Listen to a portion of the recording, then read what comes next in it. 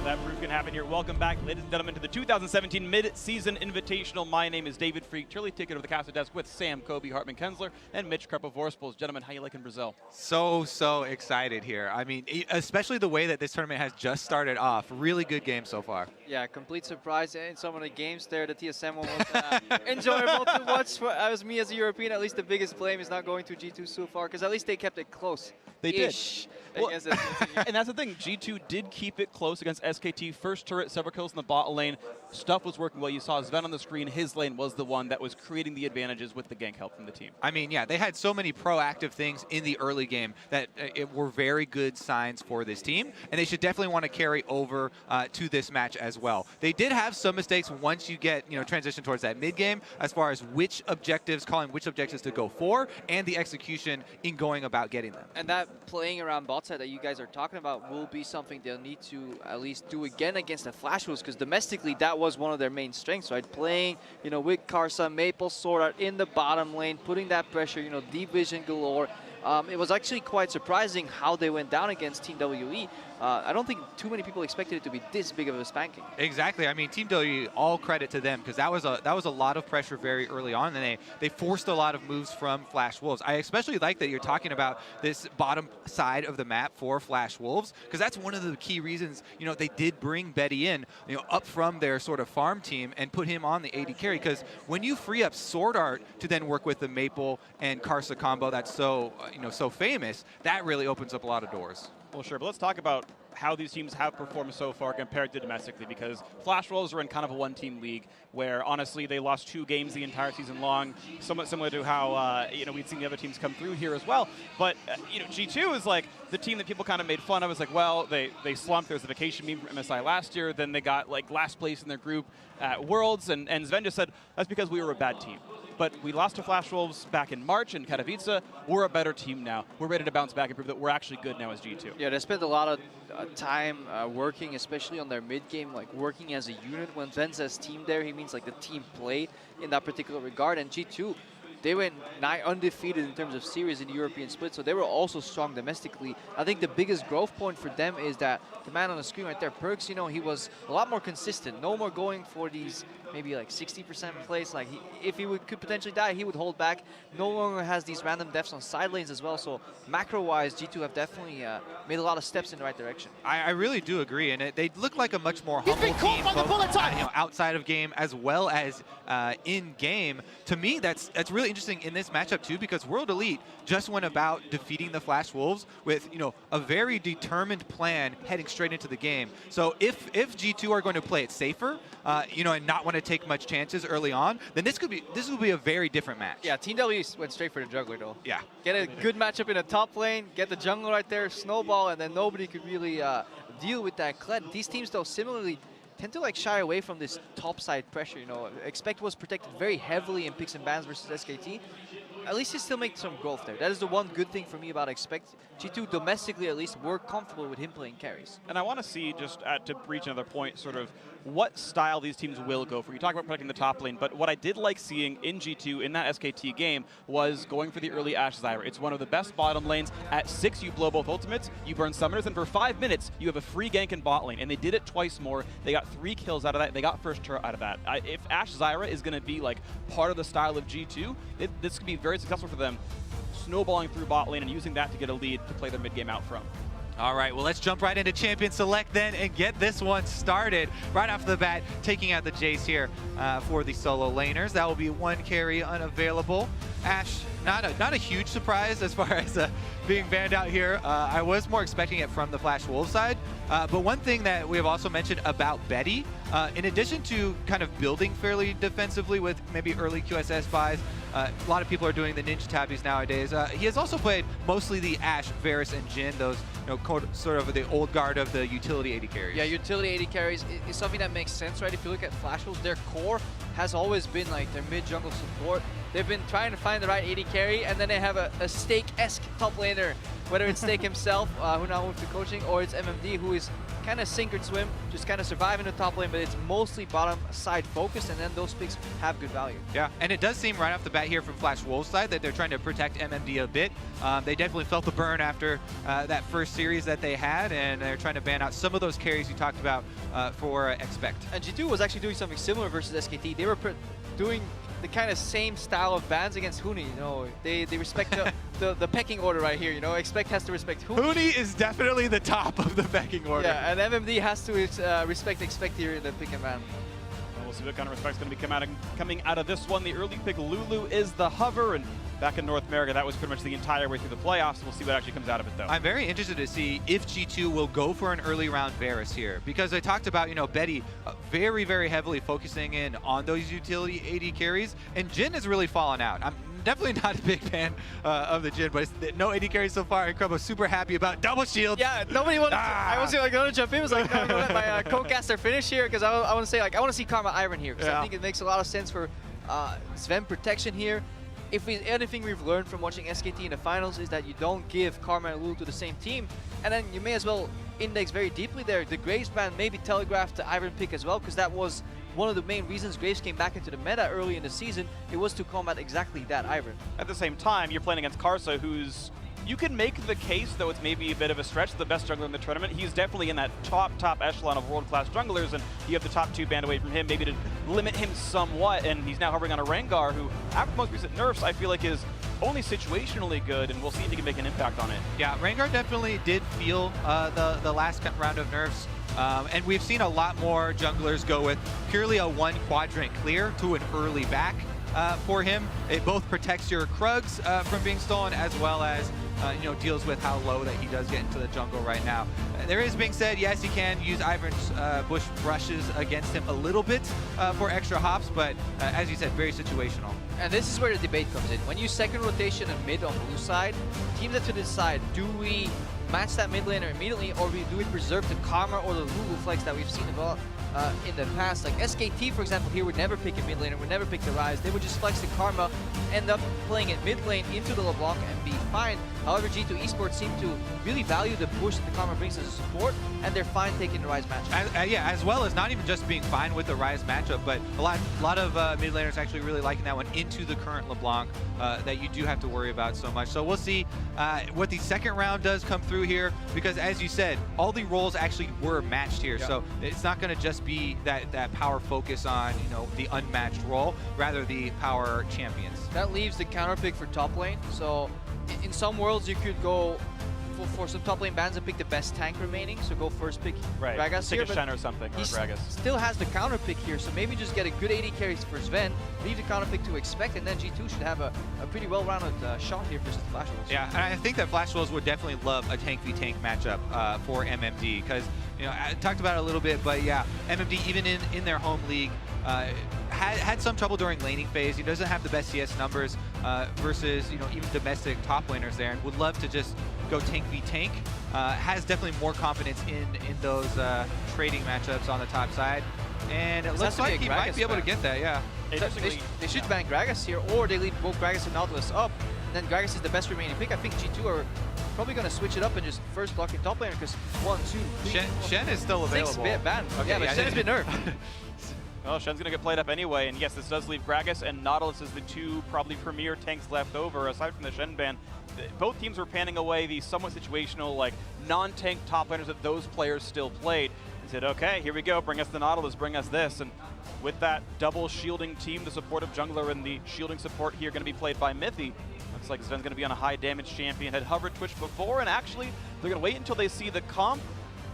It's trolling me. What's it going to be? It's going to be the Caitlyn. High damage, very safe, and a lot of lane pressure. Yeah, there are a lot of options to go with here. Caitlyn obviously also benefits pretty heavily from the Ivern brush, but I definitely want extra survivability when I'm against the combo of a Rengar Lulu. That's the other thing there. Lulu, everyone always focuses on how she can, you know, soup up the hyper carries there towards the late game, but it is definitely still super scary with the Rengar, and one of the combos that you can use to still bring that champion out even after the nerfs. What's weird to me, though, is they actually rushed the Caitlyn, because Betty's always going to pick Varus here in this champs. Like, it's pretty much all he plays so far this split, and you can see more of what your opponents are playing.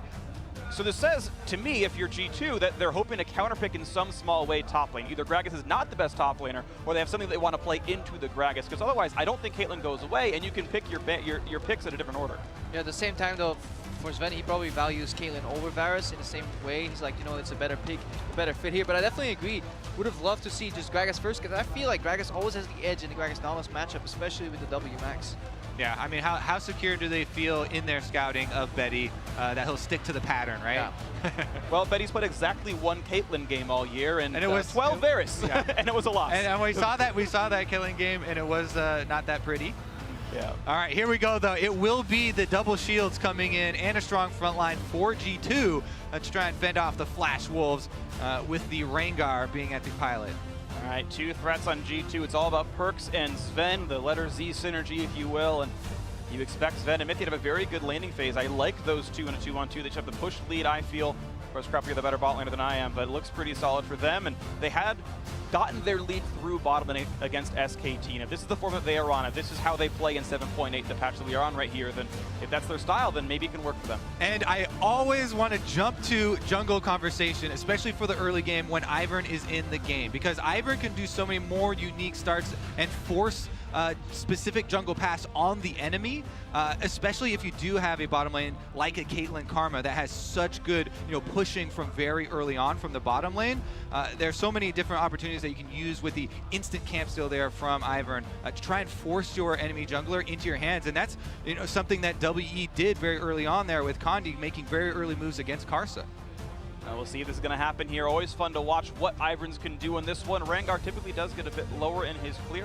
Not that Ivern's going to fight him in the invade, but maybe it makes it a bit safer when that kind of stuff happens. Definitely not going to fight him.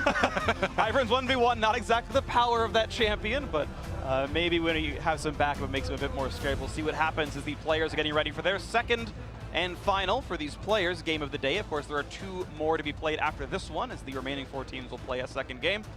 You have the champions, the rosters up above the players. We'll see what these teams can do into this one. Both of these teams did lose their first game of the series, but it is important that these squads make it into the top 4 by the end of the group stage and give their teams and give their regions a pool 1 seed at the World Championship. Top 4 at the bare minimum is what you need here at the Midseason Invitational. G2 and Flash was hoping to represent their regions to do so. Yeah, and these are 2 of the teams with some of the most to prove here at this MSI. This is the first international tournament where Flash Wolves have been given a lot of credit heading into this tournament and being placed very high by many analysts, and everyone's gone over G2 and their redemption story. Yeah, and G2, they spot the same invade that got them the success against Faker right there. The 5-man from mid lane diving in the side to surprise the 5th scout there in the banana brush. So Flash Wolves, they get pushed back and we get a standard start. Jumping back on that jungle matchup, Kobe, I do think it's also great to see that Ivern can just quickly visit lanes much easier than a Rengar can. And in this style where it's all about bot lane pushing and just pressure and then moving that pressure somewhere else, Ivern definitely is something we need to track to see what Trick is doing with those little visits. I love, as soon as you get Daisy, as soon as you get level 6, that's so much just... It's a giant glob of health that you can use to push, 20% of a tower's health. Just head into lane, like you're saying, use the extra range from the brush and get a lot more damage. And it's these small incremental leads in tower health, or in an extra wave push to buy back timing for your laners that really add up. And those are the things that culminate in the big objectives. Yeah, in terms of bot lane, the first Karma Mantra Q is something we'll have to track.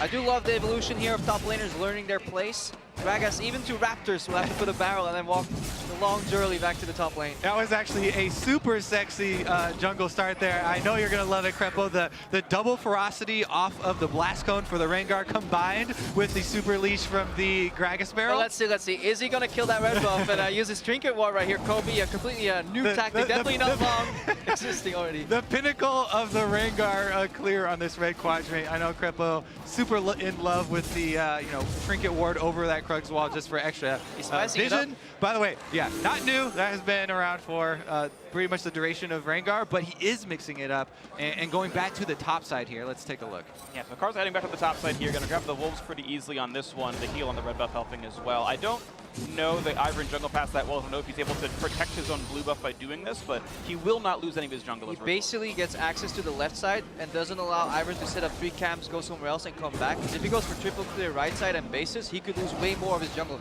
He's essentially securing 2 out of 3 camps on his left side now. But also, Trick on the same side is not even going for the aggressive, thieving Ivern route. This is the power clear, very, very quick level 4 Ivern route. We've seen this a whole bunch in the North American LCS.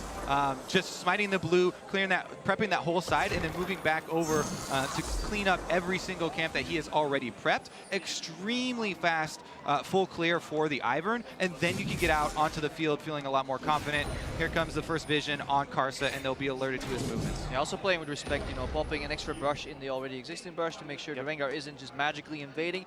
Not going for a risky invade on Karsa, because G2 know if they play their standard game, as after watching Flash Wars earlier, they should definitely have a shot. Yeah, and right now you're going to see that first recall will come to Trick. He'll have plenty of money to spend. Maybe he'll go Boots and try to get around the map a bit more. Karsa going to get, I think, level 4 off of the Gromp to be a bit slower on the overall play. Nice trade down to the bottom lane. Betty actually getting plenty of damage down onto Sven, but you're seeing a 9 minion lead. As Crepo points out to be on the screen, G2 are getting the minion lead early on. I'm sure you saw that one yourself. Yeah, I looked at it too, but I was like, I'll give you credit, Crepo. Yeah, back to your Ivern point, though. The other thing about it, as far as the full clear recall, it always involves a tremendous amount of vision.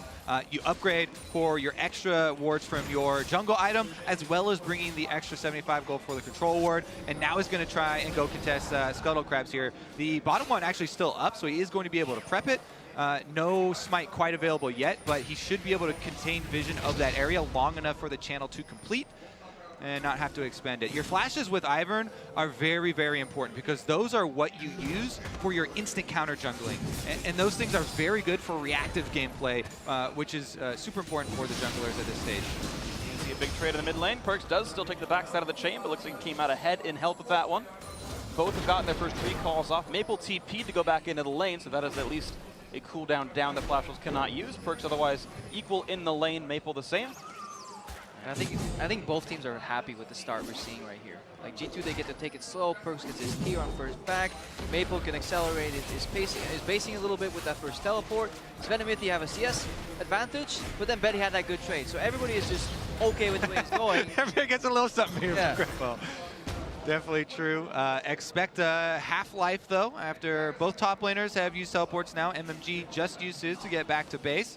Not unless the expected shove and then roam down to mid lane here for a little bit of a look. The classic Hanser roaming from top lane. Root, there's the anchor and a lot of damage, and Maple forced to flash away and expect flashing to do nothing for the follow. I think he had already autoed, so what's he going to get out of that one? Missing a summoner spell now as expect. Yeah, until that extra expenditure of the flash from expect, really good setup. And what to expect, right? Really good setup here from Perkz. You talked about him going for the guaranteed plays, right? You set him up with the Rune Prison, sets up a very easy anchor there.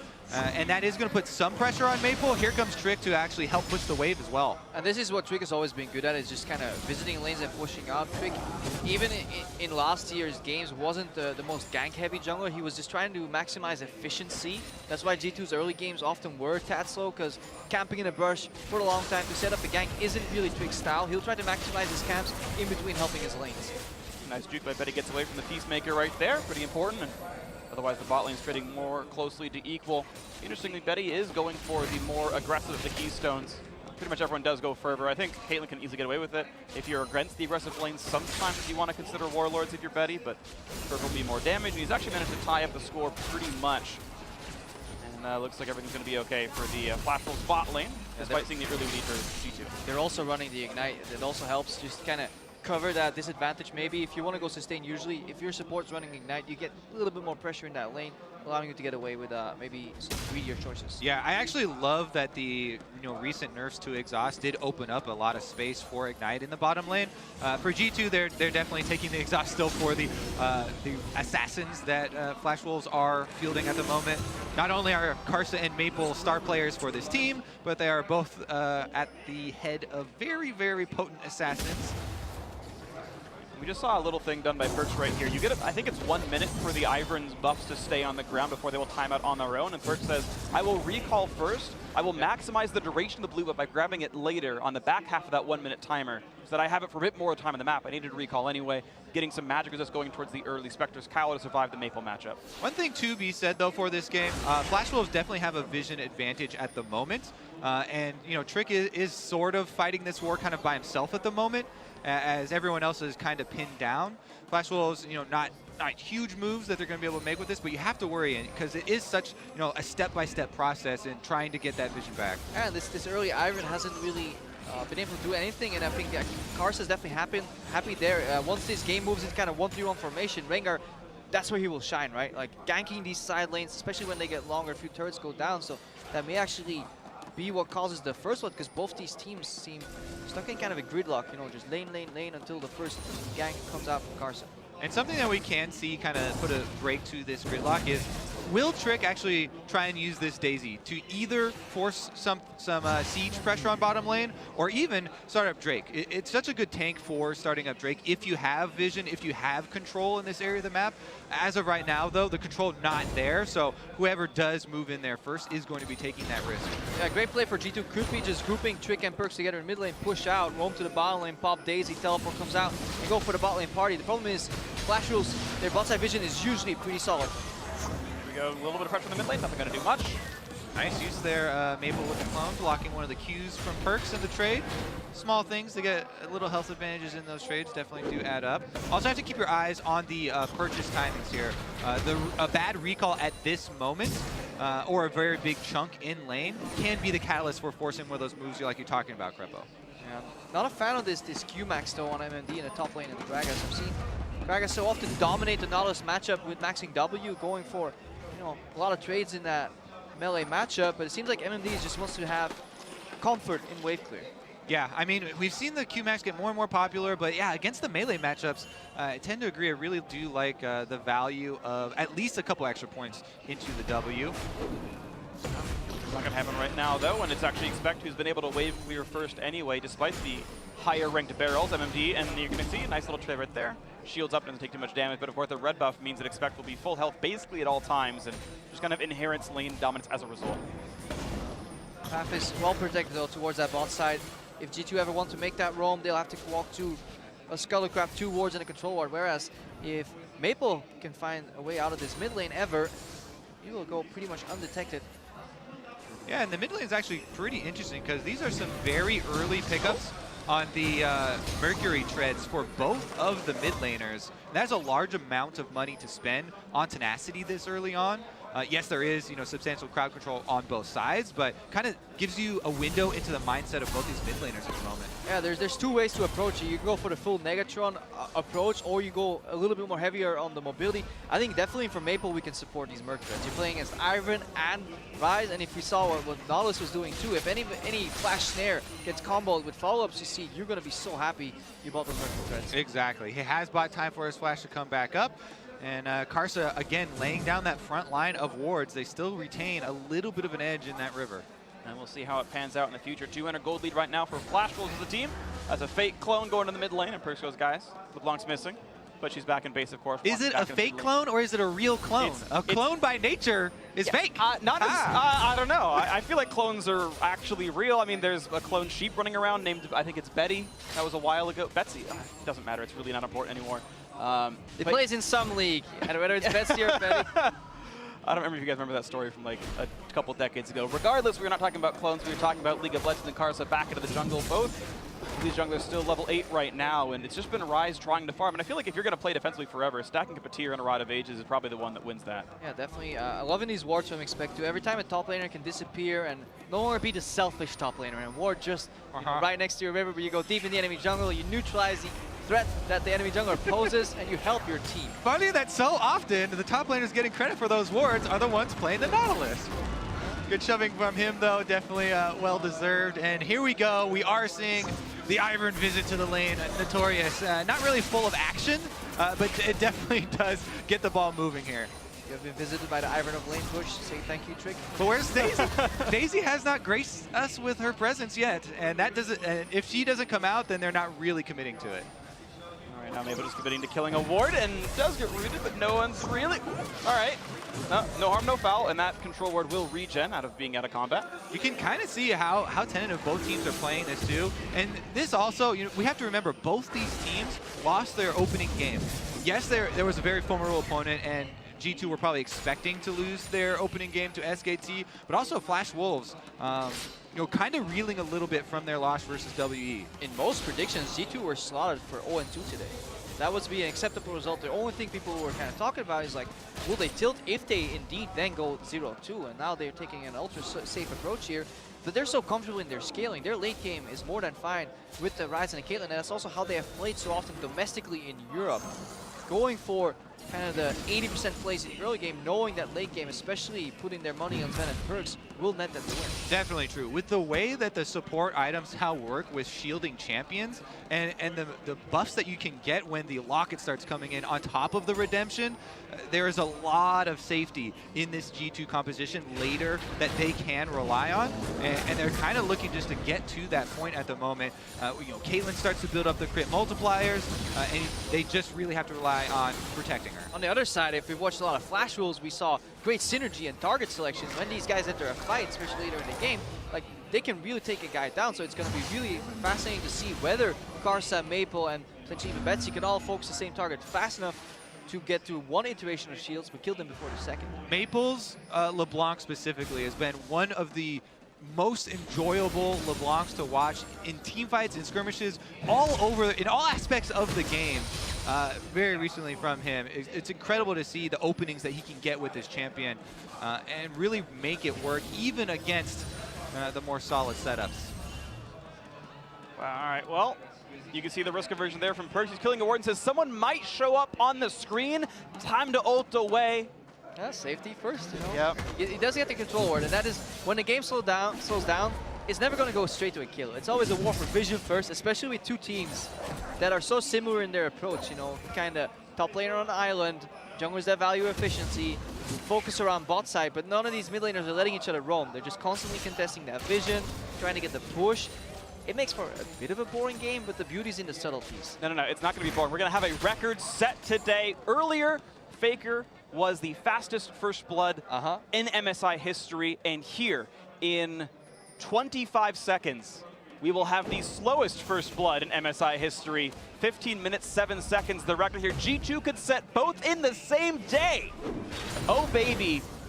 They're going for that Guinness Book of World Records strategy here. How many records can you set in a day world record? That's got to be a new one as well. Honestly, though, we should be setting up, the powder keg that could explode, right? This Flash Wolves team, when you look at it, you're like, yes, Freak's doing a very... We don't have the live crowd here in Brazil. Brazil. Great dance there. Glad we don't have the camera on him. But, I mean, they've got Rengar post level 6 for quite a long time, and a double teleport set up for their solo laners with crowd control from the bottom lane. Like, there are a lot of options that really, could be the thing to really ignite this action.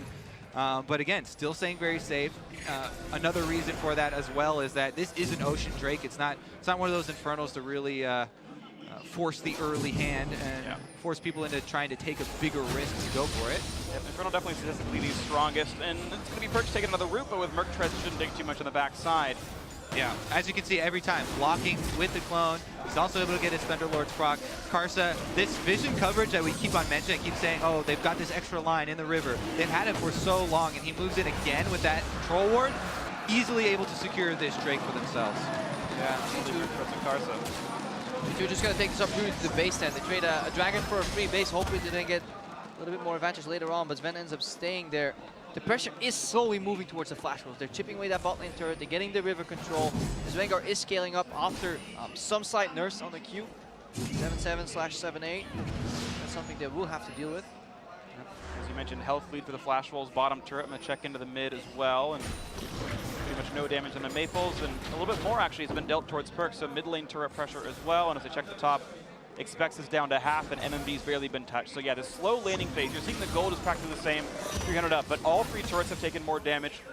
And of course that Drake lead as well, which will pay off at some point during the game. So Flash Wolves in very small ways are winning so far. And it doesn't, they're not really concerned with the pace of the game. You can see everyone's buying a little bit of defense for themselves as well. Because we're a little bit of another trade here with Perks. The only boots that we've actually even seen them purchase are defensive upgrades for the boots. The double Mercury treads, and then Betty with his love of the Ninja Tabby once again. Everybody getting at least a little bit of survivability for themselves as they prepare for this mid game.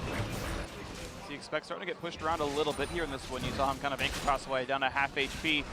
Likely doesn't want to use teleport to get back to lane, but otherwise sitting at half health, not ideal. Good chunk on a sword art actually. Eat a trap and take so much damage. You gotta block that, don't screw it up, and Betty's gonna take over the shot. This is what's tricky about these long laning phases that span well into 15 to 20 minutes is that as a support, you can no longer contest an AD carry. Early on, your base damages are very similar. Right now, this guy's sitting on BF Hurricane. You're not going to win that trade, so suddenly Sordo has to play backwards, which means it's Betty in the front, but he's just playing safe in his farm department. It is worth noting, by the way, that Sven is going for the Infinity Edge style build. We still see a lot of Ruin King Caitlyn. Of course, we don't see her much overall, but it also means that that champion will tend to outscale. The 80% IE crit Caitlyn is a machine gun of damage. Which, with two supports, is what you want to see. Exactly. As soon as you mention Blade of the Ruin King Caitlyn, I'm grimacing like, oh, I do not want to see that. Have seen, but yeah, all right, here we go, action, baby. Ults it in, it's only trick in the front, but he's Whimsy just running out of HP, and talk about efficiency, delivers first blood to Karsa. Yeah, that's a communication error here by G2, because Perks was near Trick. They were going for it, but they probably said, you know what, the jungler's there, let's back out, but Trick did not get that memo. He gets delivered, and now suddenly 2 kills go towards the Flash Wolves. Now 2-0 out of nowhere, Flash Wolves pick them both up in the 19th minute. Huge mistake there on the miscommunication. No, Trick did not get the abort call on that Rise ultimate, and it's still going on. Oh, Redemption's not going to do much for him, but he still will go down. The trade kills best as it could have been. All right, so these are 2 reactionary plays. When your enemy mid laner goes bot lane, you never match. You go cross map through the top lane, find himself surprised there as well, tries to defend the turn and falls. Perks, returning from his first failed mission, just pushes up mid and goes back bot again. So this is then Betty and Sword slightly overstaying here.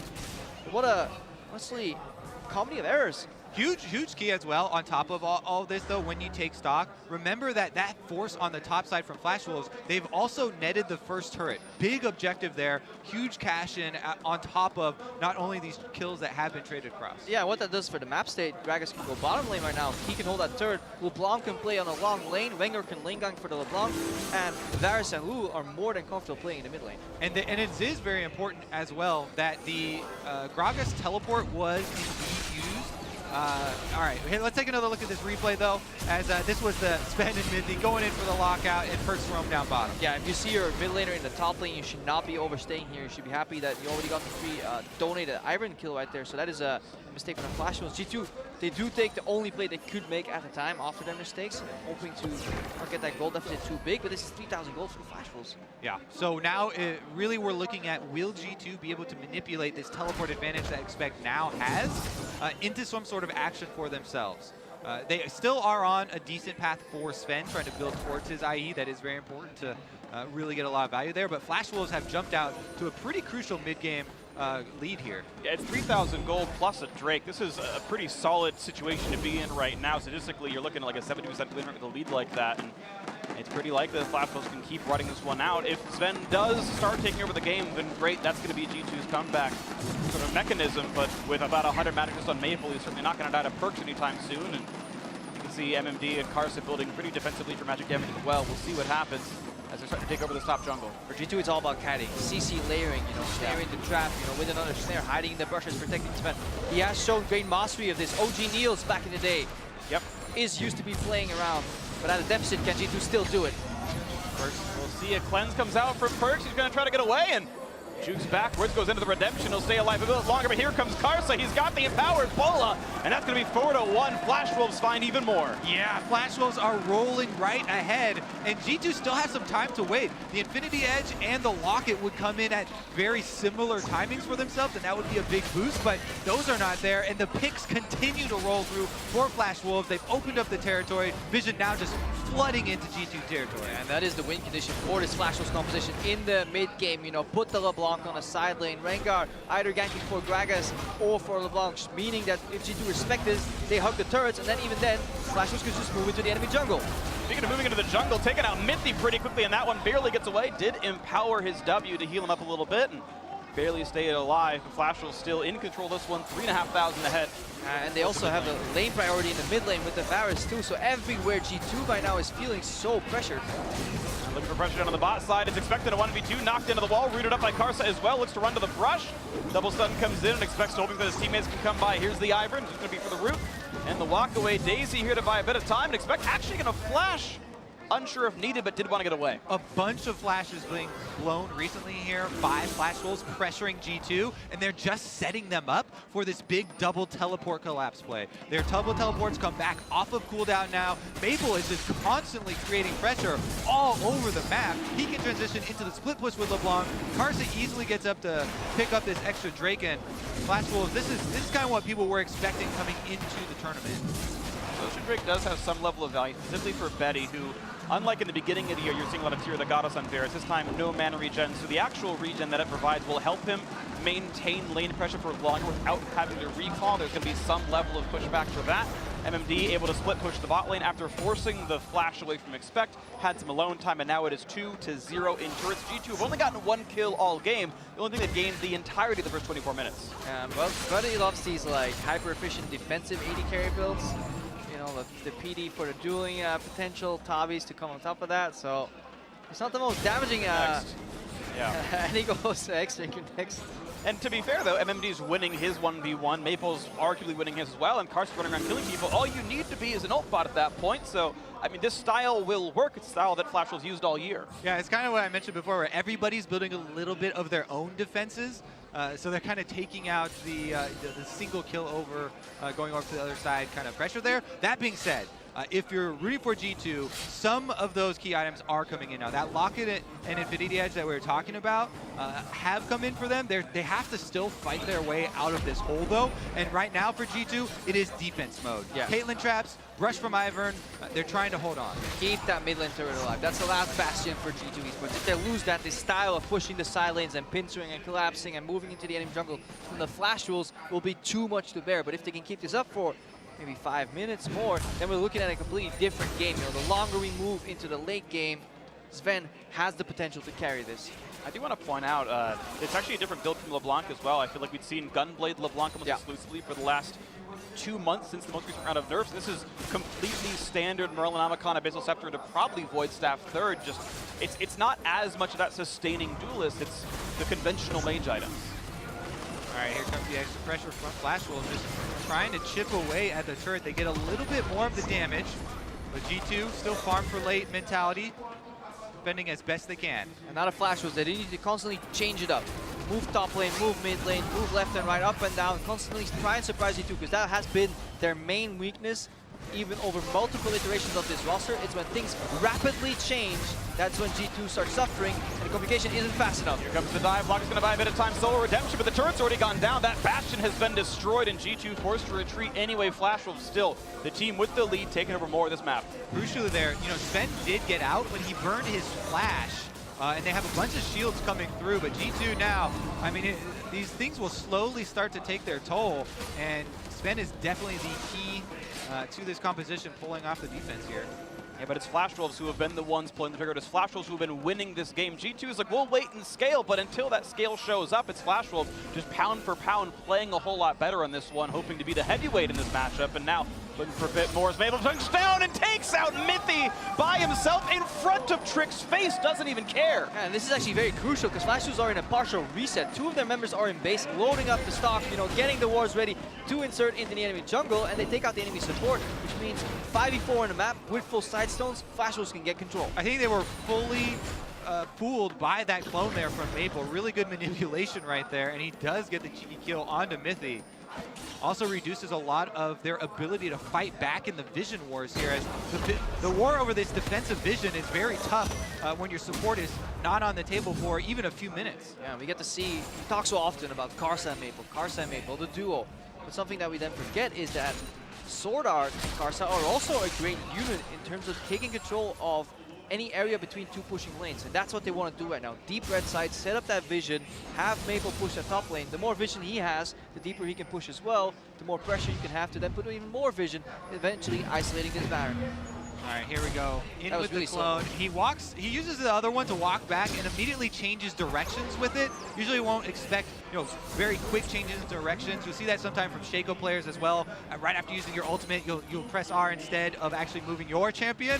Pretend to be a clone, fit right in, just like Westworld. Fake clone, all right, Kobe, that's what it is. We brought it back. All right, there you go. He was a fake clone in that one. It's the real Maple, and we are into this one. It's a 6,000 gold lead, says Flash Wolves looking to improve to 1-1, powering to be at least top 3 in this tournament. Some said number 2. They did lose to Team WE earlier, but Flash Wolves could still continue their chain of... That's actually a really cool mechanic right there.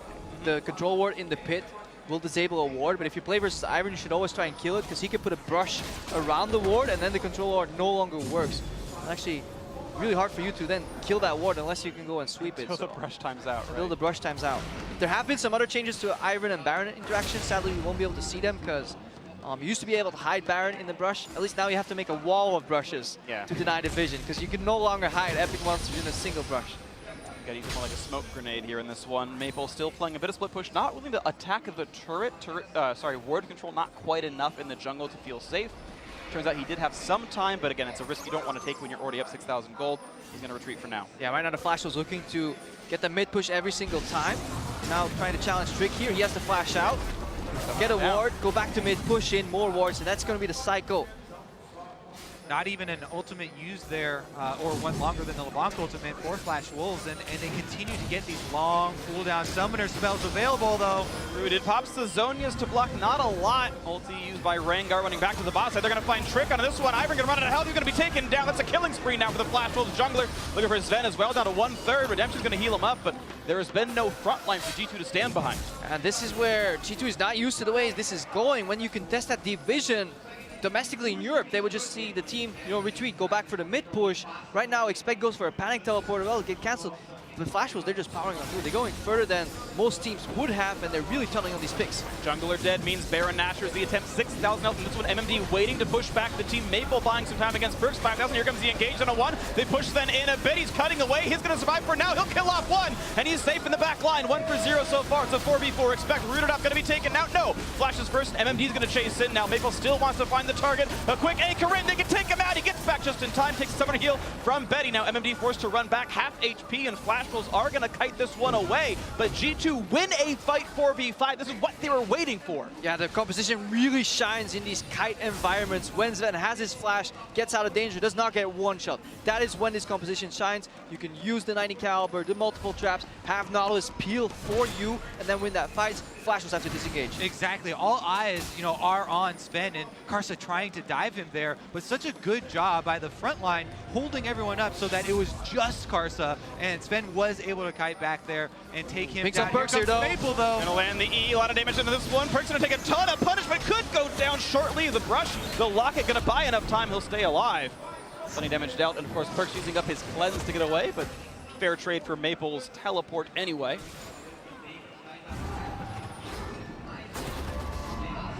Have to be wary, because even though the proactive offensive play has so far found a lot of success here at MSI, one of the things of old that you used to worry about with Flash Wolves was kind of timing out in the game. And G2 definitely are inching closer and closer to their goal. Yeah, so this is the initial play here. So often Perks would just be fighting here. Look at Expect, he's trying to save his mid laner, using teleport cancels it, and that just forces Trick to walk in the jungle. G2 were not ready for this play. And remember here, they had just blown Trick's flash without having to use any long cooldowns of their own. So that's why they are rewarded with the kill there. MMD very close to getting Sven right into the center of the team, but he is able to get out, uses the heal as well, and then they can kite. Then right after this play, an aggressive teleport gets used instead of straight sending MMD to the bottom lane. That was a macro error from Flash Wolves, because they had about 2 minutes on that teleport where they have an advantage, but they had to push in bottom lane. And that was making them suffer. But right now they're trying to use that TP advantage. On Trick as well, plenty of damage up to him. He heals back up with Redemption, and MMD only going to get slow. If G2 can get the reset here, this looks really good for them, because they have Expect pushing in the bottom lane. He now has the wave prio and he has teleport, but Mithy's going low. And Mithy's going to get dropped right away, and Maple will get away just in time despite the root. He gets away, and Redemption heals him back up to an acceptable level. Ocean Drakes will help on top of that one, and yeah, Expect can push the bot lane, but this is going to be another Baron attempt. Coming up huge there. Maple and Betty, they land the snare, able to get a crucial pick onto Mithy so that they can actually force on the other side of the map, and the teleport is started. It's a slow Baron so far, and G2 is contesting Maple half HP, so they have to reset. But at least they get Expect away from the bottom lane and they get his teleport. Flash was once again able to find that single kill and maybe learning the lesson from last time. The team fight after maybe not one that they want. Sven can cut through that front line so easily, especially when it's the Rengar who does not have any armor. G2 though got their first turret of the game. So much of this gold difference is in the standing cold of these outer turrets. They've been getting lower and lower with every little minion wave that crashes down. Expect just before he teleports, builds up the minion wave just big enough, and they finally get their first one. That is some much needed cash that could really help inflate the counter move here. But Perkz actually gets circled in on. That's not going to be healthy for him in any way at all. Back through the turret, going to get rooted. There's no way out of this one. He flashes for it, and he's going to try to buy a bit more speed. And actually, look at this one. Perkz running for dear life, but Sora is here, going to land the pick slow. Perkz going to find some way to get out, needs to land one more spell. There he is. The shield not going to be cast in time. The stun from MMD's body slam kept him from doing so. And that is the kill picked up on the G2 mid laner. Thankfully for G2, Flash Wolves are not going to be able to have Maple at the Baron quite yet. He's rotating around for a snipe here. Another 4 versus 5 defense on this Baron. Can Flash Wolves actually pull it off this time? Missing one of the carries though. MMD in the front line gets the Lulu open. Doesn't get any CC from it. Really Expect tank in the front nicely as well. This 4v5 is working out well enough. Maple on the front. He can't kill Sven easily though. Shields are back on. Nice chunk out. Mithy's at half. And Maple had to flash out there. And it looked like they just used the exhaust on the Maple clone this time. He continually has them guessing with this LeBlanc, gaining so many cooldowns. But they're also just respecting him. They don't have time to figure out the half second or the second it takes, like, is this LeBlanc real? Because otherwise he will show you whether he is. They're immediately turning every single time either Maple or his clone shows up, they're turning because they can. Because they're in the right formation. Expect is soaking in the front, and there's simply not enough damage. And that makes us question this ultra defensive build from Betty. Because how often has Betty been under pressure? You're playing against a kite comp that wants to protect their AD carry. You're not going to get hit as a Varus. Like, look what he's building. I mean, you can look at Karsa's build for the meta game that the Flash Wolves are playing, and Karsa built 3 Magic Resist items before he finally builds himself the Warded spell. He does not have stats to deal with Sven. Speaking of stats, we did look at, regular season stats. Oh, never mind. Let's get back into some tank matchups here. Woo! Exciting tank matchup, Kobe. There was an AD carry. I know, you're right. Back to the stats, though. Looking at the regular season stats of Betty, he did have decent all-around stats, but something that does jump out is the amount of gold that he was given by his team compared to the amount of damage output. The percentage of gold was over the actual percentage of damage output that he had, which is very unique for an AD carry. And it's because a lot of his gold is spent on defensive items and not necessarily on being fully optimized as an offensive champion.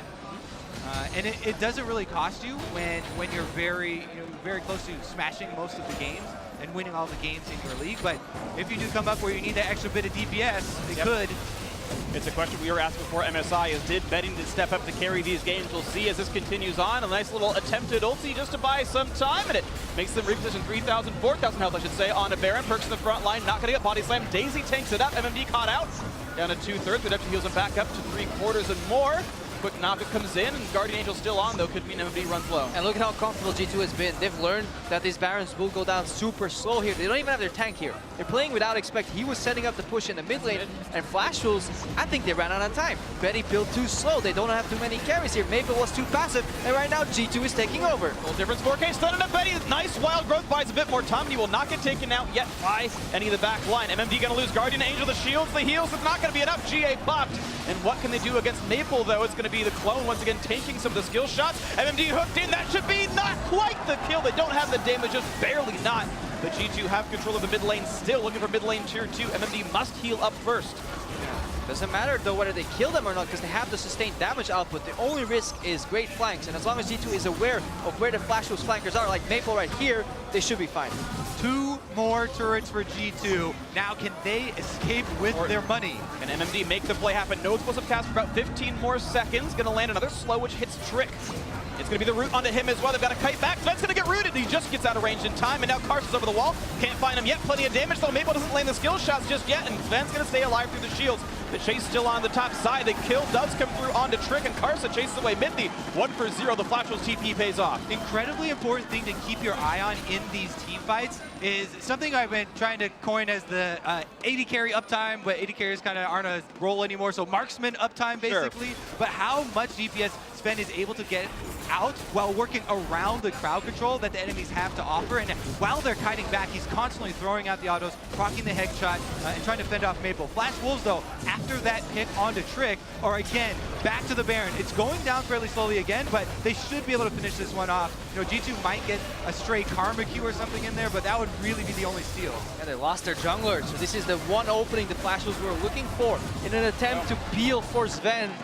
Trick maybe underestimated his own value to the team that should have been expected trying to peel right there. So in that sense, losing your jungle is not worth protecting your AD carry if it's so heavily centered around this Nashor buff. And pushing power is something that Flash Wolves desperately needed to really kick this game into overdrive for themselves. We'll see what they do with the Baron buff right after we get back out of this replay. Like here, take a look, MMD trying to delay them, and the barrel barely gets the slow on the Trick. Yeah, expect wasn't there, but right now we're seeing the reaction Elder from G2 Esports. Looking to rush it down, MMD is nearby, Karsa's in smite range, ulti is on, he's gonna look for the play here, and this one explosive cast buys some time, Smite's gonna go to Karsa, to 3-stack here in this one, he's gonna be in, a lot of damage, first kill picked off, 5v4, what can G2 get out of this? They are stronger despite the buffs, if they can push in. Maple is still trailing them behind this river.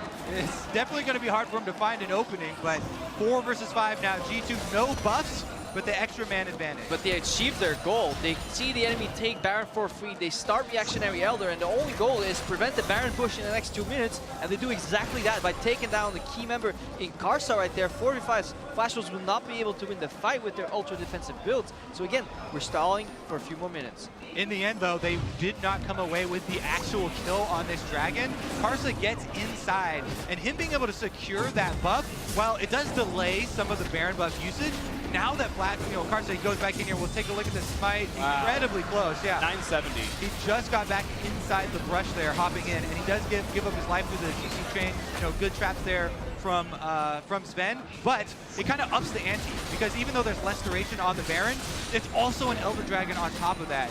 And they really do have to worry about the extra damage coming through. There are some windows right here. Karsa was dead, just respawned. MMD's top him out teleport, and Perks does have the Realm Warp available. The flank play is a possibility. They can get behind Storyard or Betty. G2 don't find that opening, but the fact that Flash was pushed at all was probably a bit of a risk that didn't need to be taken.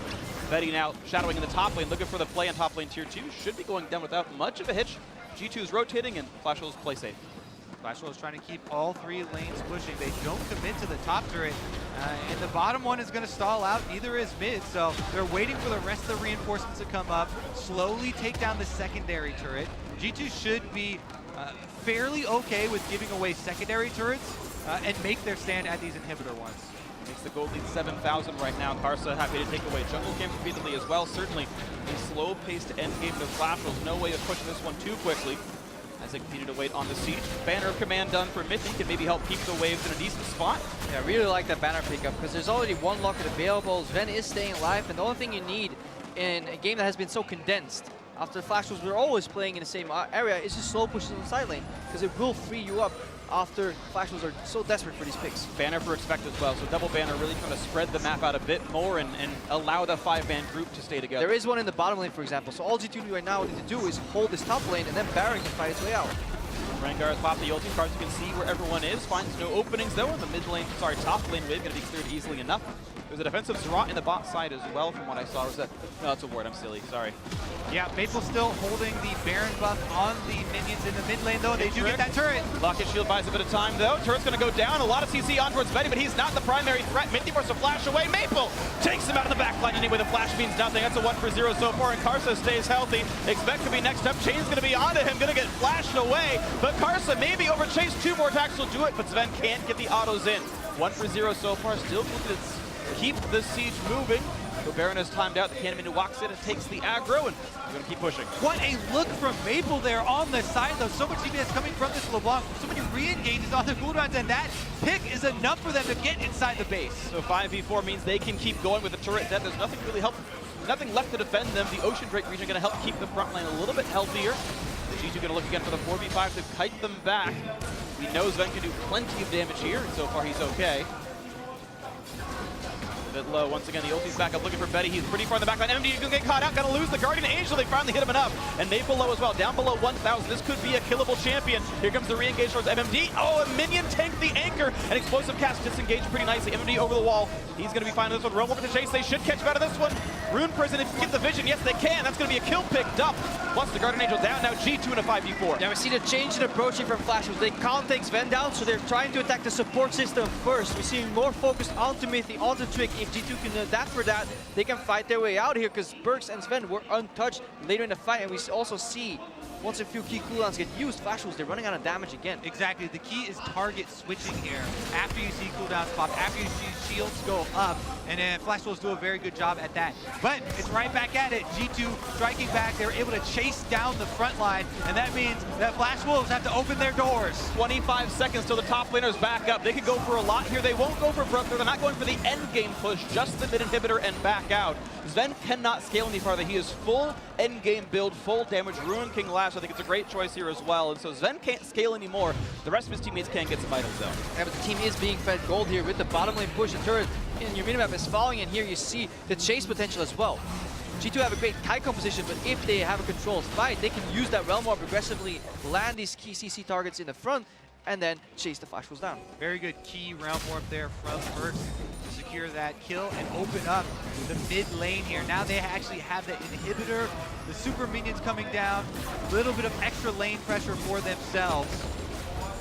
And we're on the verge of seeing potentially the favorite for second place in this tournament, deemed by a lot of analysts, start the day 0-2. Sure. G2, in a not so great way, pick up one of those games that they were actually slotted to lose.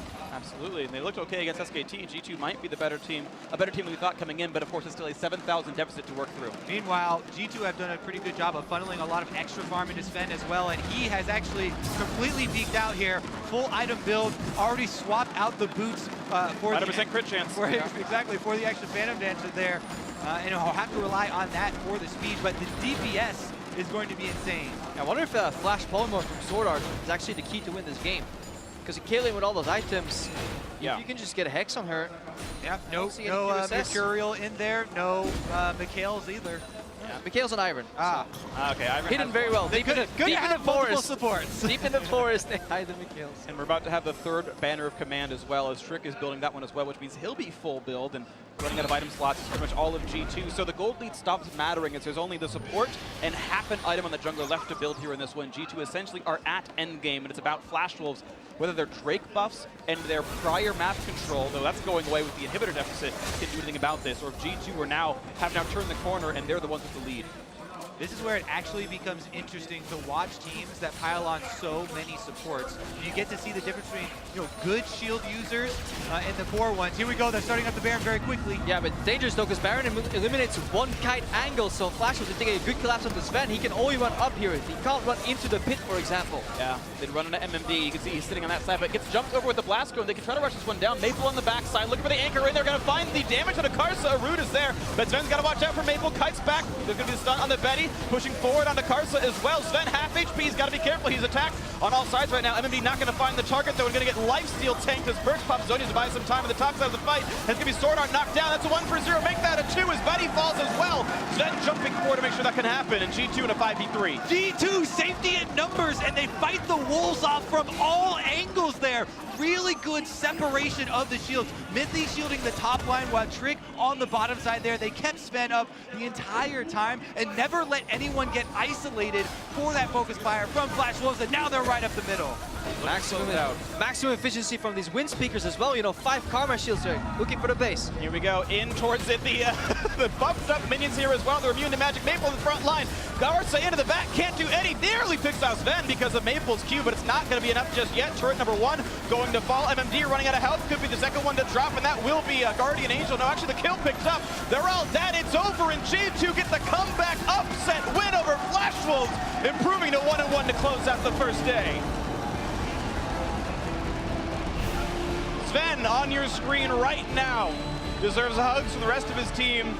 They were doing that the whole game as well. The shields, the bodies, everything. And Sven, deathless 2-0-6, but did so much of the work in the team fights. That comp pays off. And plays utility 80 carry in the Ash, misses every single arrow. He's like, nah, let's go back to carry. But they did play it really slow in the early to mid game, so it was quite a long, drawn-out game. And there is a world where Betty actually built some damage, and the Flash Wolves just roll over G2. Flash Wolves did give them a decent amount of breathing room, and it was just barely enough for G2 to hold on there. Really, really well done there until the end of this last team fight. Flash Wolves were continually poking and find openings. Sven did about double anyone else in the game's damage. As expected. It's about a 3-way tie for second among Perks, Betty, and Maple. What it's worth, Betty did actually outdamage Maple this game, but when you can see the kind of damage you can get out of the bot lane and the kind of damage you actually saw out of the Flash Wolves bot lane, you're seeing a very large difference. And G2's composition, everything possible to get the maximum AD carry uptime that you could possibly hope for here. Should always be getting auto attacks out. If you play this composition with an AD carry that is too scared to get off the autos or does not track these short cooldowns of the CC from the enemy front line, then it fails completely. Yeah, it's really just, it is difficult. At the moment, you've got to make such great decisions here, and Sven was supported. The fate, the hope of Europe was with him right now, and he definitely put that weight on his shoulders, and he held up well. The man definitely squats. He was able to put on all of Europe into his shoulders, and with the shields, it helped. And he was able to go deathless. Team effort. Everybody's helping. They have great spotters. Yeah, they're spotting. They're helping, you know, keep the plates up and everything. But again, this was a team win for G2. But coming down to it, the hardest role was Sven's, and he played it well. Yeah, he's just really. It's really fun to see him play the way he stutter steps. You know, get that up there that Colby talks about. If you ever I've ever had the pleasure of playing with him too, and it's like you're playing with a perfect AI. You can set up a play and you know he will execute it to perfection in laning phase. He drops very few CS throughout the season as well.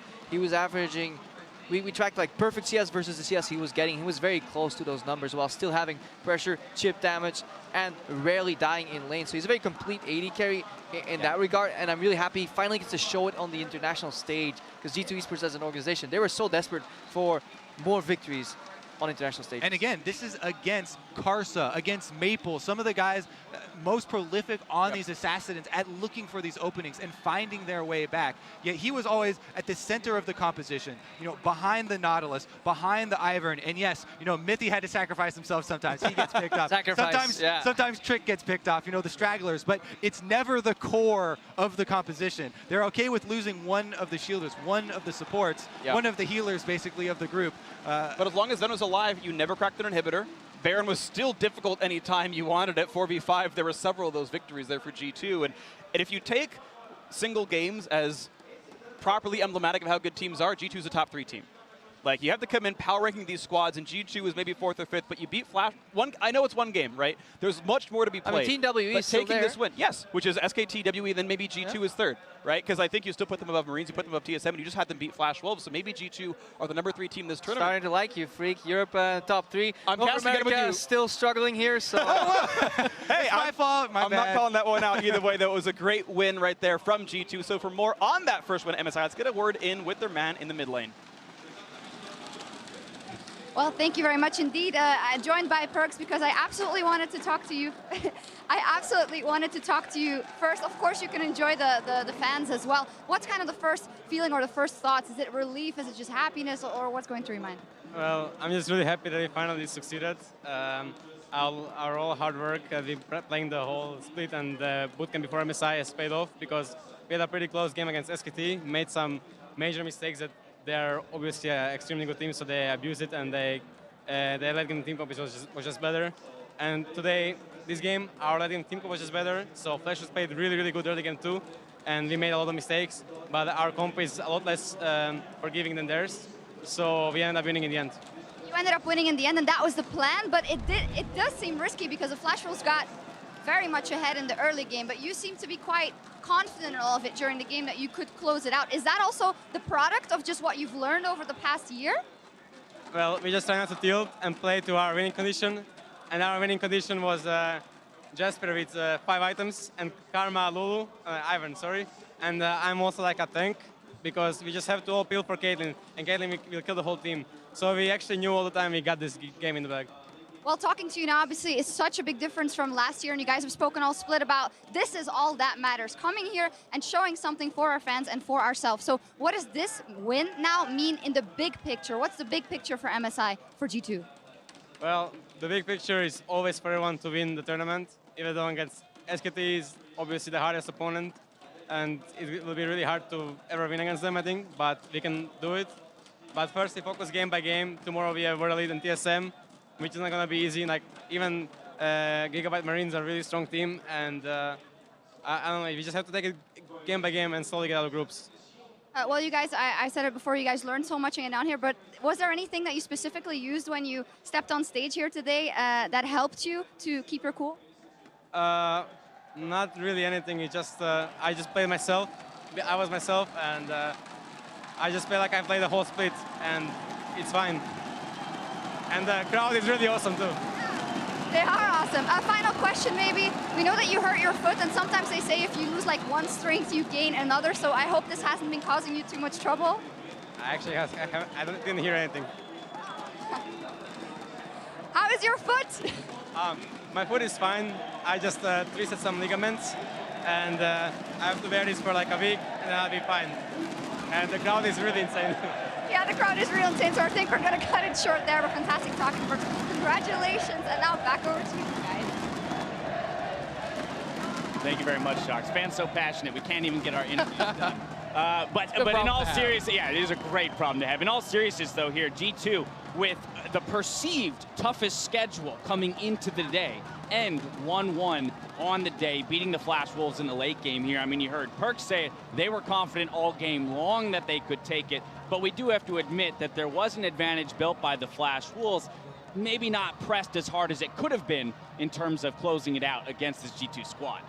Yeah, there was a big hiatus there kind of in the mid-game where the Flash Wolves were really indecisive about what they wanted to do around the map. It seemed like they were really keen on the Baron, which in theory makes sense, but in the execution, that's when things went sideways. Itemization, I know, Isaiah, we were talking about this all the time backstage. The fact that Maple chose to itemize for like the Death Cap, the Morellos, the Void Staff, instead of going more of like the Lichbane, the Gunblade, like having split push pressure in a side lane, meant that LeBlanc had to be there in those 5v5s. And if you're just ramming into the 5v5s and it's not working for you, you don't get to make use of the full birth of your composition, playing those side lanes, taking free towers, and tearing G2 apart. I think as a continuation of the itemization point, you look at Betty, who was once again going very utility, very tanky for an AD carry build. Things like Morma, Mortius, going for the utility rather than necessarily building damage. And then predictably, if you have 3 people building supportive itemization for Sven and Arias basically being a frontliner as well, we did get to that point 50 minutes in where the burst damage from the LeBlanc tapered off, low damage build from the Varus, there just wasn't the damage to power through in. Sven free hitting with 100% crit. Well, you know how that goes. I mean, you talk about this low, Frost, and Isaac, I want to look at some replays here. You can help us work through them. G2 dealing with the Baron pressure, though, is very interesting throughout this game because Flash Wolves kept going back to it. Yeah, I mean, although Perk said they knew they had it the whole time, stopping this Baron was so massive because if Flash Wolves win this fight, if they take this Baron, they probably close out the game from there. And the team comp here, remember, is a variation of what TSM was running earlier. But then once again, you have Sven in the AD carry position, and his ability to find space, to always do consistent damage, to trust himself, go the 100% crit, didn't need boots in the late game when all the shielding was there.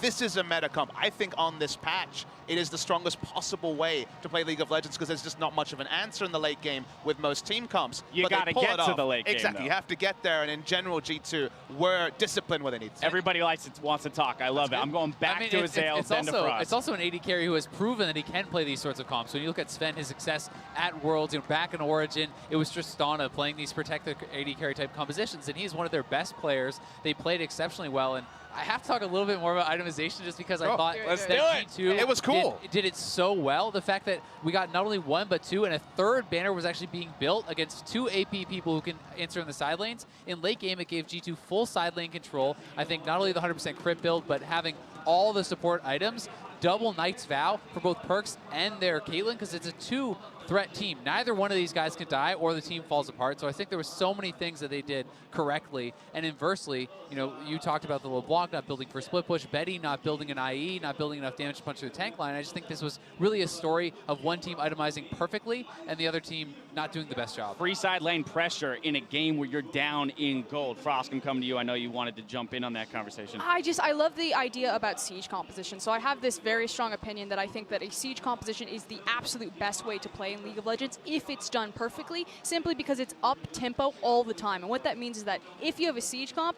there's never a moment where it's not like a cooldown composition. Like you don't throw the Ashe arrow and then you no longer have that. You have to wait the 40 seconds for it to come back up for you to be relevant again. If you have the Caitlyn, the Ivern, you're always ready to go. You're always at your win condition. You just need to be approaching those towers. And if you have good flanking vision to cover it, because that's what siege comps are weak against, no one can stop you. And it's all about positioning, right? Let's take a look at 35 minutes in. G2 taking a play out of SKT's playbook that happened against them just here in game one today. Going to contest the Baron, rotate mid for a turret. So, you go ahead. The biggest issue here is this is like a perfect microcosm of everything that went wrong this game for Flash Wolves. Again, there's no real reason that they should be there. Like either commit to the Baron, don't be on the Baron. Maple should be in a side lane, split pushing. He doesn't have the itemization for it, but they just constantly are shoehorning themselves into this play, and ultimately G2 just get to walk up, push them off of it, and then use their siege composition how it was meant to be done. They actually take two turrets there. But by that point, there was no good decisions coming back to the banner of command. You can't go for that split push. You go for the team fight, it doesn't work. 53,000 damage just from the Caitlyn. That's Varus and LeBlanc combined from the side of Flash Wolves, but they had no good decisions. They couldn't go for the split push. LeBlanc can't get through that banner of command minion, and they can't kill anyone because the burst was outscaled as well. So here's where I disagree, though. I mean, I think that the decision is what I think went wrong for Flash Wolves is they try to play the perfect decision, and there is no perfect decision. I think that they were around Baron so many times that they needed to choose their time to actually force it down, take the Baron, because if they took the Baron with their earlier lead, I think they could have ended the game. I think they played too risk-averse, too scared, and it cost them. All right, well, clearly we got strong feelings about this game on the desk, but we got to push ourselves to a break. G2 Esports has picked up their first win here at MSI, and in a few minutes, SKT and Gigabyte Marines will look for their second. Catch you here right after the break.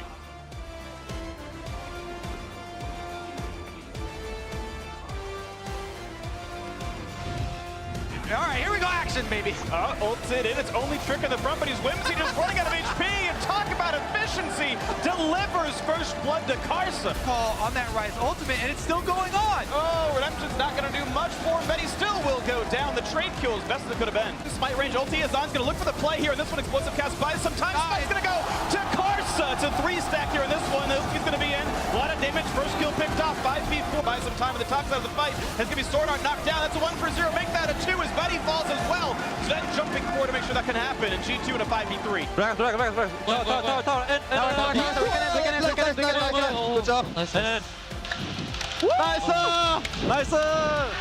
And G2 get the comeback upset win over Flash Wolves, improving to 1-1 to close out the first day.